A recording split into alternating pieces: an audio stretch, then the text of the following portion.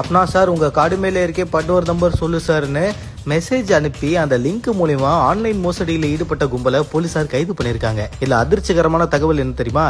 22,735 sim card மட்டுமே இவங்க கிட்ட இருந்திருக்கு. 11 லேப்டாப், 19 கம்ப்யூட்டர், 292 செல்போனை பறிமுதல் பண்ணிருக்காங்க. இரும்பு திரைப்படத்துல வர அர்ஜுன் மாதிரி இவங்க எக்கச்சக்கமான நெட்வொர்க்கை வச்சு பெருசா வேலை பார்த்திருக்காங்க. யார் இவங்கன்றத கொஞ்சம் விரிவா பார்ப்போம்.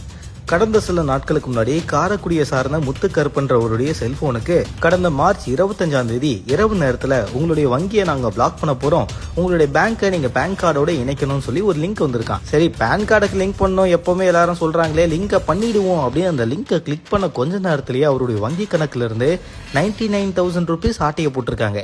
99,000 ரூபாய் பணம் காணாம போன உடனே என்ன சார் நடக்குது ஒண்ணுமே புரியலையேன்னு முத்துக்கருப்பன் உடனே சிவகங்கை சைபர் கிரைம் போலீசார் கிட்ட போய் புகார் கொடுத்திருக்காரு. இந்த வழக்கு குறித்து விசாரணை மேற்கொண்ட சைபர் கிரைம் கூடுதல் ADSP நமச்சிவாயம்ன்றவரு அவருடைய தலைமையில தனிப்படை போலீசார் நியமிக்கப்பட்டு மெசேஜ் அனுப்பப்பட்ட அந்த செல்போன் முகவரி மூலமா விசாரணை மேற்கொள்ள ஆரம்பிச்சாங்க. கோவை பீலமேட்ல சிக்னல் காட்டின உடனே போலீசார் சம்பவ இடத்துக்கு போயிட்டாங்க. அங்க போய் பார்த்தா சிக்கா மார்க்கெட்டிங்ன்ற பேர்ல நிறுவனத்தை ஒன்னு ரன் பண்ணி செல்போன்ல பொய்யான பேர்ல மெசேஜ் அனுப்பி வங்கி கணக்குல இருந்து பண பரிவர்த்தனையை இப்படிதான் ஆட்டைய போட்டுட்டு இருக்காங்க. ஒரு கும்பலை பிடிச்சிருக்காங்க. அங்க பாத்தீங்கன்னா சரவணன் அவருடைய மனைவி பாரதின்னு 50-44 வயசான அவங்கள போலீசார் பிடிச்சி விசாரணை மேற்கொண்டாங்க.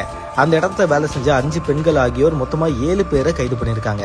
சரவணன் ஸ்டேஷனுக்கு கூட்டு வந்து நல்லா தீவிர விசாரிக்கும் போது சரவணன் கொடுத்த வாக்குமூலத்தின் அடிப்படையில எனக்கு பாஸ் வேற ஒருத்தர் இருக்காரு, அவரு தான் யாருக்கு மெசேஜ் அனுப்பணும்னு சொல்றாரு, அவரு டெல்லியில இருக்காருன்னு இவர் சொல்லியிருக்காரு போல, உங்களுக்கு பாஸ் மேல ஒருத்தர் இருக்காரா, அவரை போய் பிடிச்சிடலான்னு சொல்லி காரைக்குடி ADSP ஸ்டாலினுடைய தலைமையில தனிப்படை போலீசார் மெசேஜ் லிங்க் அனுப்பி யாருக்கு அனுப்பணும்னு பேசக்கூடிய அந்த லீடரை டெல்லிக்கு போய் பிடிச்சிருக்காங்க. சையதோ ரகீப் குர்ஷித் அப்படின்னு அழைக்கப்படுற 23 வயசான அந்த நபரை டெல்லிக்கு போயிட்டு கைது பண்ணிருக்காங்க.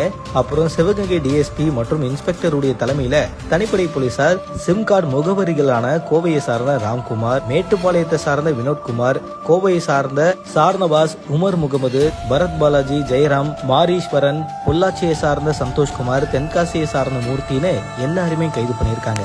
இவங்க கிட்ட இருந்து கிட்டத்தட்ட 22,735 சிம் கார்டுகள், 11 laptop, 19 computer, 292 cellphone, ATM card, passbook, cheque புக்னு எல்லாத்தையுமே பறிமுதல் பண்ணிருக்காங்க.